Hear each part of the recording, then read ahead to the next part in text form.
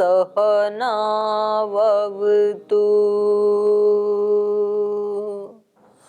सहनौ भुनक्तु सह वीर्यं करवावहै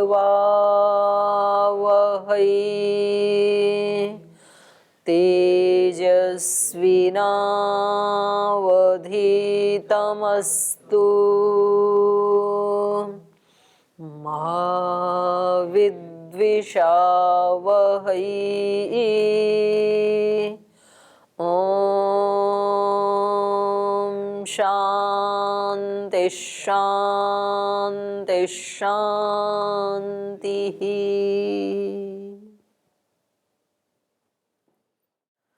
योग दर्शन का द्वितीय साधन पाद पढ़ रहे हैं और कल हमने पढ़ा था क्रिया योग के बारे में। क्रिया योग का मतलब है तपस स्वाध्याय ईश्वर प्रणिधानानि क्रिया योग। और वो क्रिया योग का अनुष्ठान हम क्यों करें?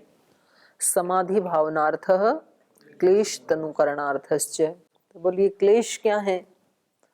तो इन्होंने बताया कि क्लेश 5 हैं और इनमें भी अविद्या जो है वो सबका प्रसव भूमि है, सबका मूल कारण है अविद्या। विद्या के कारण ये क्लेश होते हैं। बाकी के 4 अस्मिता राग द्वेष अभिनिवेश। और ये किस अवस्था में रहते हैं पांचों क्लेश? तो इनकी 4 अवस्थाएं हैं पांचों क्लेशों की। या तो ये प्रसुप्त रहते हैं या फिर ये विच्छिन्न अवस्था में तनु अवस्था में रहते हैं। विच्छिन्न तनु, प्रसुप्त तनु, विच्छिन्न और उदार, ये 4 अवस्थाओं में ये रहते हैं। तो ऐसा सामान्य रूप से क्लेश के बारे में बताया इन्होंने। अब एक एक क्लेश के बारे में बता रहे हैं क्योंकि सभी क्लेशों का जो प्रसव भूमि है वो अविद्या है। तो कह रहे हैं सबसे पहले अविद्या के बारे में जानते हैं। ये अविद्या क्या है? तो कह रहे हैं तत्र अविद्या स्वरूपम उच्यते। अब अविद्या के स्वरूप को बता रहे हैं यहाँ पर ऋषि। अनित्या शुचि दुःखानात्मसु नित्य शुचि सुखात्म ख्यातिरविद्या। अनित्य, अशुचि, दुख, अनात्मसु 4 चीजें हैं। इनमें क्रमशः अनित्य में नित्य और अशुचि को शुचि, दुख को सुख और अनात्म जो वस्तुएं हैं उनमें आत्मख्याति। तो ये ज्ञान होना, अनित्य में नित्य का ज्ञान होना, ख्याति मतलब ज्ञान। अनित्य में नित्य का ज्ञान होना, अशुचि में शुचि का ज्ञान होना, दुख में सुख का ज्ञान होना और अनात्म वस्तुओं में आत्मवत ज्ञान होना, ये ही अविद्या है। अर्थात विपरीत ज्ञान होना। जो वस्तु जैसी है उसको वैसा न जान करके उससे विपरीत जानना, ये अविद्या है। अनित्य कार्य नित्य ख्याति ही। सबसे पहले अनित्य को ले रहे हैं कि जो अनित्य कार्य जगत है या अनित्य शरीर है, ये अनित्य सृष्टि है, इस सब को क्या मानते हैं हम? नित्य ख्याति, नित्य का जैसा मानते हैं। लगता है हमारा जीवन हमेशा ऐसे ही चलेगा जैसे आज चल रहा है ना, ये संसार सदा ऐसा ही रहेगा, परिस्थितियां ऐसी ही रहेंगी, ऐसा हमें लगता है। तो ये क्या है? अविद्या है। ये हमें क्या जान लेना चाहिए? प्रतिपल इसमें परिवर्तन हो रहा है और फिर एक कभी भी किसी भी समय ऐसा हमारे जीवन में उपस्थित हो सकता है जब पूरा ही खत्म हो जाएगा। हमारा जीवन खत्म हो सकता है, हमारा शरीर खत्म हो सकता है, हमारे संबंध खत्म हो सकते हैं किसी भी क्षण, चलते चलते एकदम से। तो ऐसा हमें एहसास होता नहीं है। तो ये कह रहे हैं तद यथा, उसका उदाहरण दे रहे हैं। कहाँ कहाँ अनित्य में हम नित्य ख्याति रखते हैं। ध्रुव पृथ्वी, हमें लगता है ये पृथ्वी आदि तो नित्य हैं, ध्रुव हैं। ध्रुव से चंद्र तारका द्यौहु, ये द्युलोक भी चांद तारों सहित नित्य है। अमृता दिवौकस, दिवौकस माने देवगण, जो देवता हैं वो कैसे हैं? अमृता, कभी नहीं मरेंगे वो तो अमर हैं। अमृता दिवौकस, तो ये सारे क्या हैं? अनित्य हैं।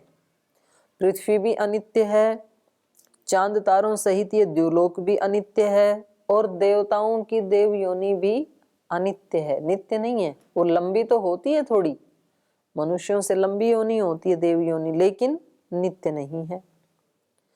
तथा ये तो हो गया अनित्य में नित्य ख्याति। तथा अशुचौ, शुचि ख्याति, जो अपवित्र वस्तुएं हैं उनको हम पवित्र मान लेते हैं। तो कह रहे हैं अशुचौ परम बीभत्स। शरीर को कैसा बताया?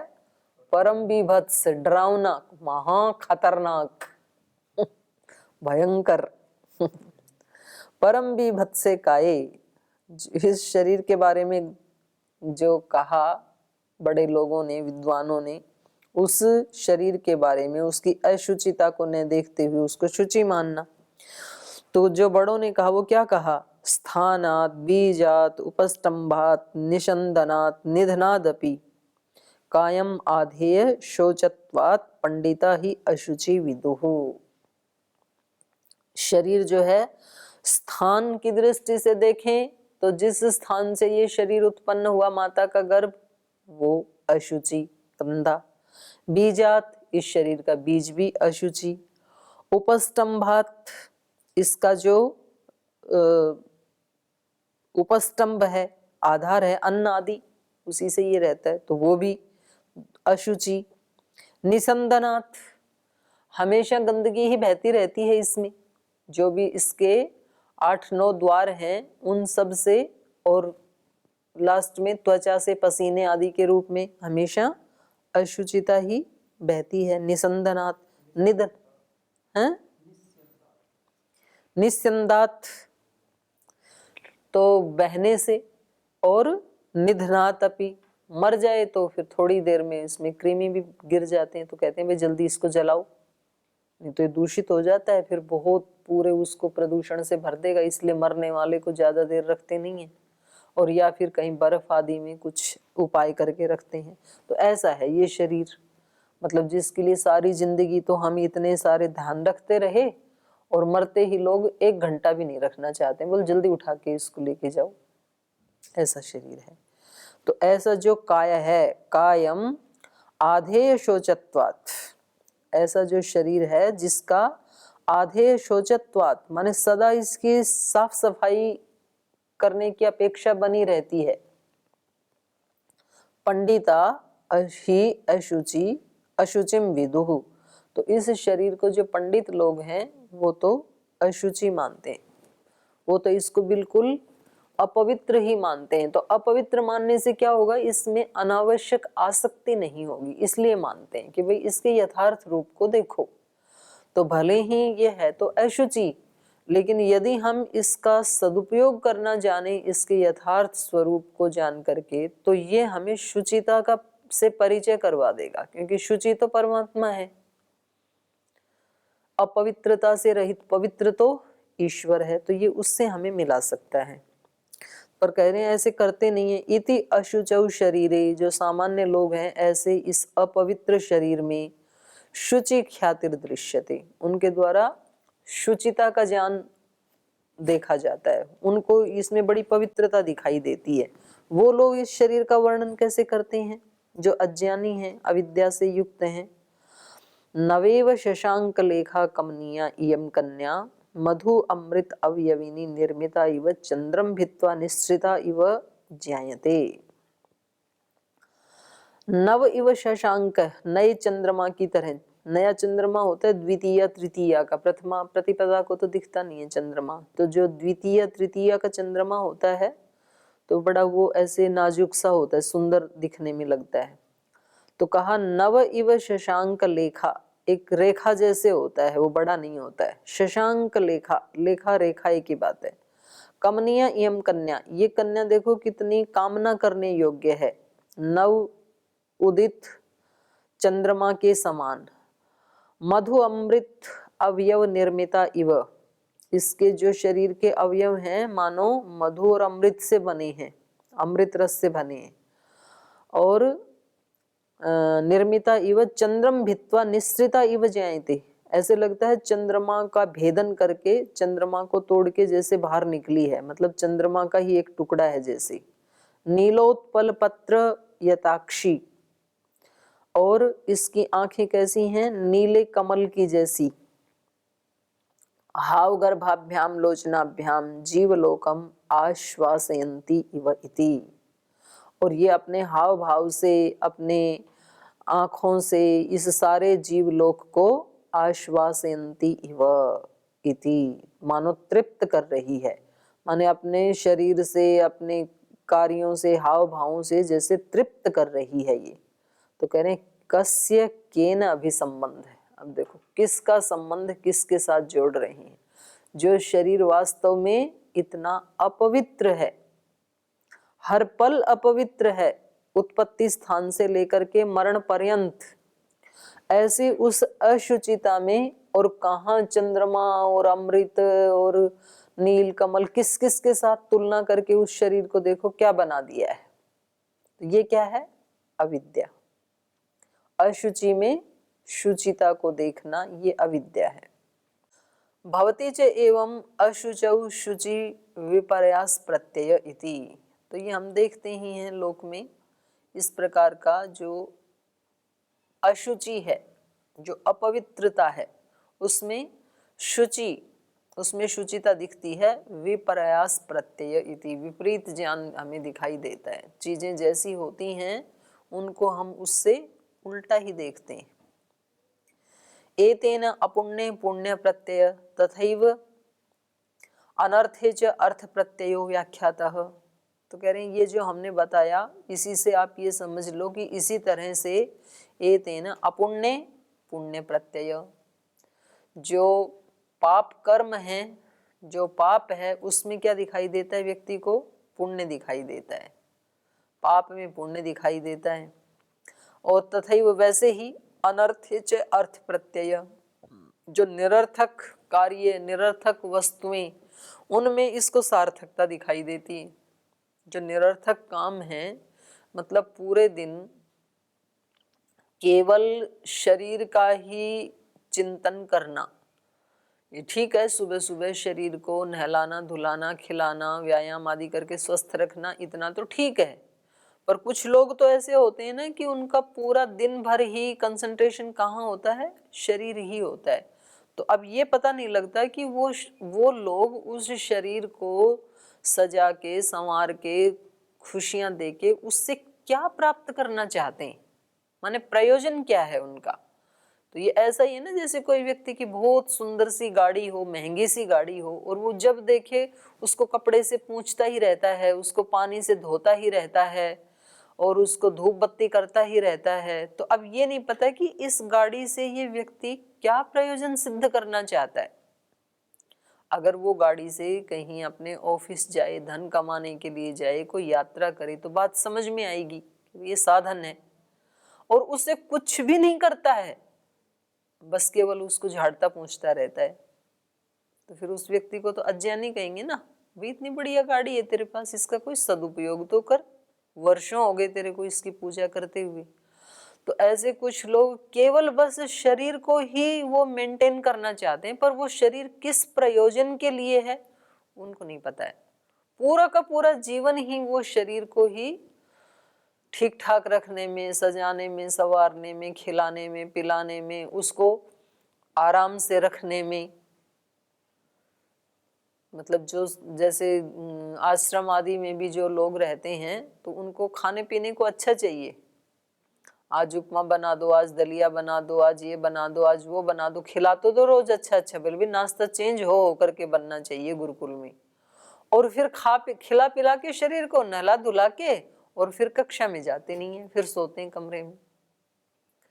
उस शरीर के लिए फिर बहाने क्या मार देते हैं, जी कमर में दर्द था तो इस शरीर की कमर को संभाल के रखना है, पैर में दर्द था, कान में दर्द था, सिर में दर्द था, कहीं ना कहीं दर्द बता के उस शरीर को लिटा के ही रखते हैं कमरे में। तो अब उस व्यक्ति से कोई पूछे कि इस शरीर का करोगे क्या? फिर इसको अच्छा खिला पिला के, दूध घी सब खिलाते हो, पिलाते हो, नहलाते हो, तो इसका कोई सदुपयोग तो करो। तो ये हमें नहीं पता है। हम क्या उसमें सार्थकता समझते हैं कि देखो हमने सबको उल्लू बना दिया, कमर में दर्द था नहीं फिर भी हमने दर्द बताया और आराम से सोए हम। तो उल्लू किसी दूसरे को नहीं बनाया, अपने आप को ही बना लिया। जिसके लिए आपको ये मिला था, जिस काम करने के लिए, जिस सार्थकता को पाने के लिए ये साधन मिला था, वो तो हमने सिद्ध किया ही नहीं अभी। तो ये क्या हो गया फिर? अज्ञान हो गया, ये हमारा अविद्या हो गई। तो पाप बढ़ा लिया हमने, इससे पुण्य भी बढ़ सकता था, पाप हो गया। एतेन अपुण्य पुण्य प्रत्यय तथैव अनर्थे च अर्थ प्रत्यय। निरर्थकता है ये शरीर की, और इसको हम क्या मान लेते हैं? सार्थकता, कि भाई हमारा तो दिन सार्थक हो गया, हमने बहाना मारा और शरीर देखो विश्राम कर रहा है, सोए आराम से। तो ये तो निरर्थकता हो गई, जिसके लिए ये साधन मिला था वो आपने किया ही नहीं, सार्थक हुआ ही नहीं। तो ये सब भी जान लेना चाहिए ऊपर वाले वर्णन से ही। तथा दुखे सुख ख्यातिम वक्षति। तो तीन चीजें थी ना, चार चीजें थी। अनित्य में नित्य ख्याति, अशुचि में शुचि ख्याति, ऐसे ही दुख में सुख ख्याति, उसको बता रहे हैं अभी। दुखे सुख ख्यातिम वक्षति, दुख में सुख ख्याति को अब बता रहे हैं। परिणाम ताप संस्कार दुखई गुणवृत्ति विरोधाच दुखमेव सर्वम विवेकिनः। कह रहे हैं कि जो विवेकी व्यक्ति है उसके लिए दुख तो दुख है ही, वो तो सबके लिए ही दुख है। विवेकी के लिए भी दुख दुख है, और अविवेकी के लिए भी दुख तो दुख ही है। लेकिन विवेकी और अविवेकी में अंतर ये है कि विवेकी व्यक्ति के लिए सुख भी दुख ही है। जिनको संसार के लोग, अविवेकी लोग सुख कहते हैं, उनको भी विवेकी लोग क्या कहते हैं? दुख ही कहते हैं। क्यों कहते हैं वो सुख को भी दुख? क्योंकि वो परिणाम में दुख देने वाले होंगे। परिणाम दुख, ताप दुख, जब वो सुख नहीं मिलेंगे तो तपाएंगे फिर। और संस्कार दुख, उन सुखों को लेने से संस्कार बन जाएंगे सुख के, फिर जब नहीं मिलेंगे तो वो संस्कार तंग करेंगे। तो परिणाम दुख, परिणाम में दुख कैसे आएगा? भोगों को भोगते भोगते इंद्रियां तो कमजोर हो जाएंगी, तो फिर लगेगा कि सारा अवसर तो चला गया निरर्थक कामों में ही, तो परिणाम में दुख मिलेगा फिर। तो इसलिए कह रहे हैं इसको वो लोग पहले ही देख लेते हैं। जो विवेकी लोग होते हैं ना, वो किसी भी कार्य को करने से पहले उसके परिणाम को देखते हैं, इसका परिणाम क्या होगा। गीता के 16वें या 17वें अध्याय में भोजन के बारे में आया है 3 प्रकार का है, 17वें में। तो जो सात्विक लोग हैं वो ऐसा आहार लेते हैं जिसका परिणाम सुखदायी होगा। सात्विक लोग वो हैं जो खाने से पहले परिणाम को देखते हैं। वहां भोजन की सात्विकता नहीं बताई, व्यक्ति की सात्विकता बताई कि भोजन के प्रति सात्विक दृष्टि किसकी है। बोले सात्विक दृष्टि उसकी है जो भोजन खाने से पहले उसके परिणाम को देखता है कि इसका परिणाम क्या होगा, और ऐसा वो देख करके फिर वैसा ही खाना खाते हैं जिससे सात्विकता बढ़े। और जो राजसिक व्यक्ति हैं वो बोल खा लेते हैं, देखी जाएगी, बाद में कष्ट होगा, ठीक है, ज़्यादा हमारे को शुगर है, ज़्यादा मीठा खा लिया, बढ़ जाएगी तो कोई नहीं, मधुग्रिट ले लेंगे और कोई दवाई ले लेंगे, तो देख लेंगे, खा तो लें पहले। ज़्यादा खाने से पेट फूल जाएगा, अफारा आ जाएगा, ज़्यादा भर जाएगा तो गैस चूर्ण ले लेंगे, कोई बात नहीं, तो खा लेते हैं पहले। पहले खाते हैं, बाद में परिणाम को देखते हैं, ये राजसिक व्यक्ति हैं। और तामसिक वो है ना, ना पहले परिणाम को देखते हैं ना बाद में देखते हैं, वो बाद में भी नहीं देखते हैं क्या हो रहा है, और ना वो चेंज करते हैं।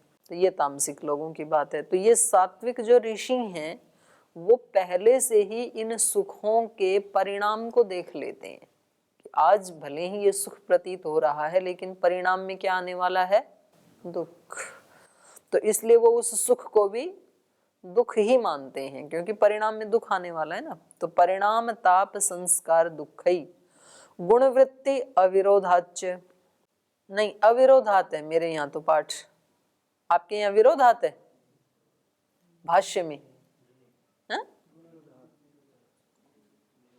तो ठीक है, यहाँ अविरोधात है, मेरे पास दोनों भी अर्थ ठीक लग जाएंगे। गुण वृत्ति विरोधाच्य का अर्थ ये होगा कि गुणों की वृत्तियों का विरोध होने से, जैसे सात्विकता का राजसिकता तामसिकता के साथ विरोध है, रजोगुण का सत्व और तमोगुण के साथ, तमोगुण का बाकी दो के साथ, ये अर्थ हो जाएगा। और गुण वृत्ति अविरोधाच्य जब अर्थ करेंगे तो अर्थ ये होगा कि ये एक दूसरे को सहारा देते हैं, विरोधी नहीं है बल्कि अनुग्रह करने वाले हैं। तो दोनों ही अर्थ इसमें लग जाएंगे। तो गुणों की वृत्ति का विरोध होने से या अविरोध होने से विवेकिनः सर्वम दुःखमेव, विवेकी व्यक्ति के लिए तो सब दुख ही दुख है। त्रिगुण से मिलने वाला दुख तो दुख है ही, पर जिसको लोग सुख कहते हैं वो भी दुख ही है। तत्र सुख ख्याति अविद्या, लेकिन जो उसको दुख दिखाई देता है वहां पर हमें सुख का ज्ञान होता है, ये अविद्या है। हमारी अविद्या के कारण हमें ऐसे प्रतीत होता है। तो बोल जी क्या जो सात्विक व्यक्ति है तो वो किसी भी चीज का उपभोग नहीं करेगा क्या?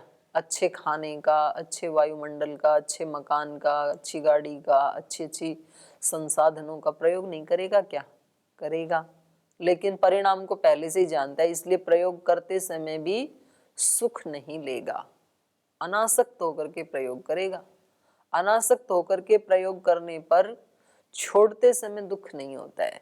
जैसे आप किसी 5 स्टार होटल में आपको रख दिया जाए, आप कहीं जाएं, दिल्ली जाएं या कहीं प्रवास में जाएं, कोई व्यक्ति आपको रख दे 5 स्टार होटल में, तो आप वहां रात को सोओगे कि छोड़ के भाग जाओगे? सोओगे तो सही, लेकिन सुबह छोड़ते समय कोई कष्ट नहीं होगा, क्योंकि रात को सोते समय भी मन में क्या था? रात काटनी है, रात के लिए जो भी व्यवस्था की है रह लेते हैं, ठीक है। तो सुबह छोड़ते समय कोई कष्ट नहीं है। और अपना मान लिया यदि रात को, तो सुबह फिर आप कहोगे कि हम छोड़ेंगे नहीं, है तो हमारा है, हम रात को सोए थे। और होटल का मालिक कहेगा भाई रात का किराया दिया था, तू बाहर निकल। बोले मैं तो नहीं निकलूंगा, तो फिर हो जाएगा झगड़ा वहां पे और दुख खड़ा हो जाएगा। तो यहाँ पर वस्तुओं के उपयोग की मनाही नहीं है, पर उनमें सुख ख्याति और सुख की आसक्ति ये अविद्या के कारण होती है। तो वो आगे दिखा रहे हैं ये, तत्र सुख ख्याति अविद्या तथा अनात्मनि आत्मख्याति। और जो चौथी अविद्या का स्वरूप बताया था वो क्या था? अनात्म जो वस्तुएं हैं उनमें आत्मख्याति। बाह्योपकरणेषु चेतन अचेतनेषु भोगाधिष्ठाने व शरीरे। ये अनात्म में आत्मख्याति कहाँ कहाँ होती है वो बता रहे हैं। तथा अनात्मनि आत्मख्याति बाह्योपकरणेषु, बाहर के जो उपकरण हैं उनमें आत्मख्याति हो जाती है। बाहर के उपकरण हैं, मोबाइल है, गाड़ी है, तो कोई बहुत महंगी गाड़ी लाए और उसको कहीं वो लग जाए, खरोंच लग जाए, तो व्यक्ति को क्या लगता है? मुझे ही खरोंच लग गई। इतना कष्ट होता है जैसे उसके शरीर को ही खरोंच लग गई हो, उससे ज्यादा ही होता है बल्कि। तो ये गाड़ी के साथ क्या हो गई? इसकी आत्मख्याति हो गई, अपना ही स्वरूप मान लिया। तो कहा बाह्य उपकरणेषु चेतन अचेतनेषु। और बाह्य उपकरण भी दो प्रकार के, एक चेतन एक अचेतन। चेतन उपकरण है पति पत्नी, पुत्र पुत्रियां, माता पिता, मित्र, ये सब जो भी संबंध है माने चेतन प्राणियों के साथ। कुत्ता बिल्ली, आजकल लोग माता पिता को तो नहीं पालते, कुत्ते बिल्ली जरूर पालते हैं, पर तो उसमें भी आत्मख्याति हो जाती है। जिस दिन कुत्ता मर गया तो मानो माता पिता ही मर गए, ऐसा शोक होता है घर में। वो बहुत अच्छा था, ऐसे करता था, बहुत मेरे से प्रीति करता था। तो ये चेतन में। और फिर अचेतनेषु, अचेतन तो यही है, भूमि जमीन मकान मोबाइल गाड़ी, ये अचेतन है। और भोगाधिष्ठाने शरीरे वा, या फिर जो भोगों का अधिष्ठान हमारा ये शरीर है, इसमें आत्मख्याति माने मैंपन का एहसास होना, ये सब क्या है? अनात्मनि आत्मख्याति, अविद्या का चौथा रूप है ये। पुरुषोपकरणे वा मनसी आत्मनि आत्मख्याति रीति। तो इसी को ही आगे खोल रहे हैं कि पुरुष के पास जो उपकरण हैं कभी तो उनमें आत्मख्याति हो जाती है, मैंपन का भाव जुड़ जाता है, ममता जुड़ जाती है। पुरुषोपकरणे वा और मनसी कभी अपने मन के ही विचारों को व्यक्ति क्या कहता है, मेरी आत्मा की आवाज है ये, तो मन को ही आत्मा मान लेता है। मनसी आत्मनि ख्याति, मनसी अनात्मनि आत्मख्याति। मन क्या है, अनात्मा है, तो उस अनात्मा में क्या कर लेता है, आत्मख्याति कर लेता है, मैंपन को मान लेता है, ये ही मेरी आवाज है, मेरी आत्मा की आवाज है, ऐसे बोल देता है। तथैतदत्र उक्तम व्यक्तम अव्यक्तम वा सत्वम आत्मत्वेन अभिप्रतीत्य तस्य संपदम अनुनंदयति आत्मसंपदम मन्वानः तस्य व्यापदम अनुशोचति आत्मव्यापदम मन्वानः स सर्वो अप्रतिबुद्ध इति। तो कह रहे हैं यहाँ पर ये कह दिया है कि व्यक्तम अव्यक्तम वा, व्यक्त मतलब चेतन, अव्यक्त मतलब अचेतन। तो ये जितने भी चेतन अचेतन उपकरण हैं, व्यक्तम अव्यक्तम व सत्वम आत्मत्वेन अभिप्रतीत्य, उनको आत्मस्वरूप समझ करके, ऊपर जो बताए चेतन अचेतन, उनको अपनी आत्मा का ही स्वरूप समझ करके तस्य संपदम अनुनंदयति, उनकी समृद्धि होने से ये व्यक्ति खुश होता है।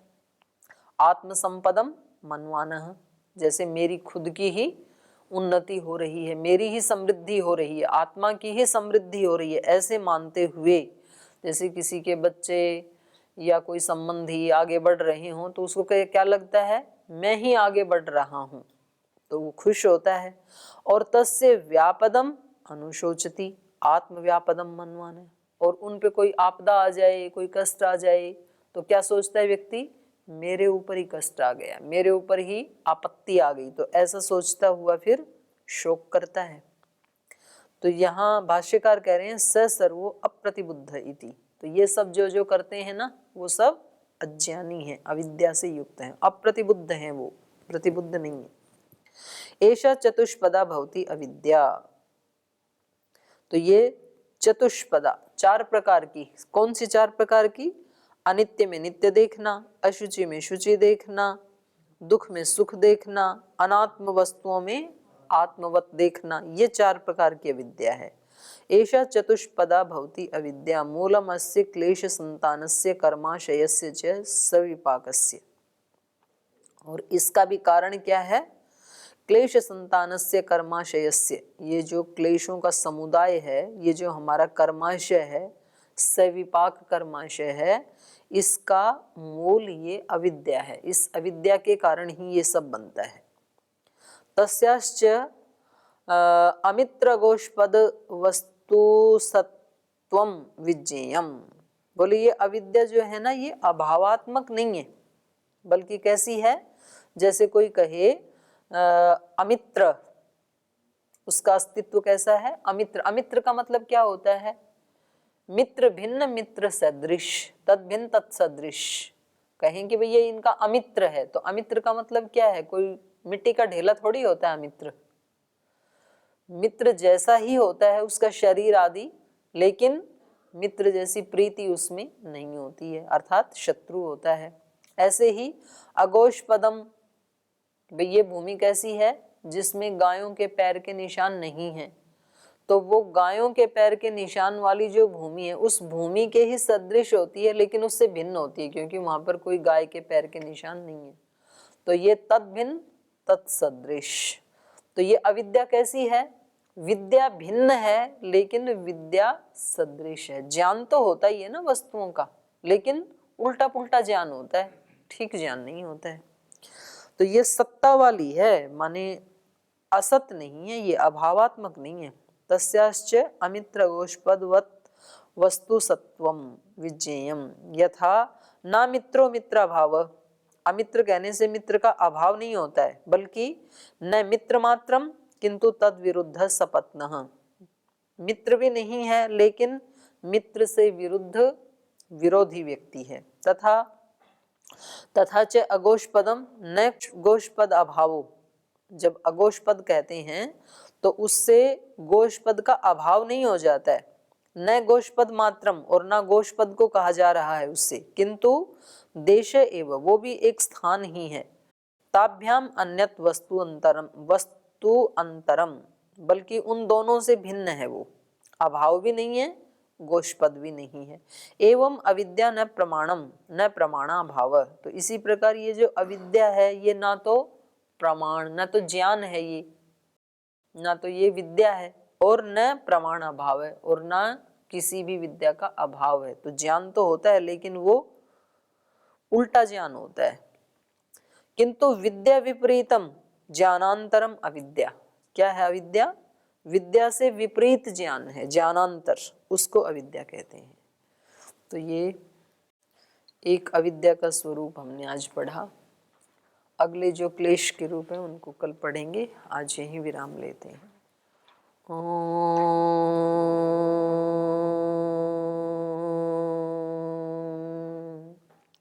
शांति शांति शांति। श्री गुरुभ्यो नमः।